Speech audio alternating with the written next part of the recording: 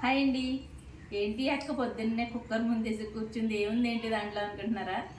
బిర్యానీ అండి. ఈవేళ అయితే సండే కదా, మా వాడి దగ్గరికి అయితే వెళ్తున్నాం అనమాట. ఇంకా వాడికి చికెన్ బిర్యానీ అంటే ఇష్టం కదా, అందుకని చెప్పి ఉదయం 5 గంటలకు లేచాను, ఇంట్లో పనులన్నీ చేసుకొని ఇంకా చికెన్ బిర్యానీ అయితే చేశాను అనమాట.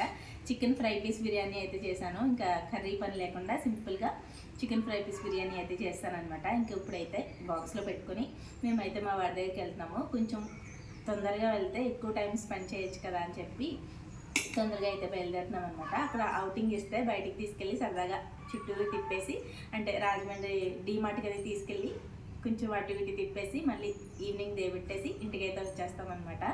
ఇంకా చూడండి ఒకసారి ఎలా చేశానో, దగ్గరికి రండి.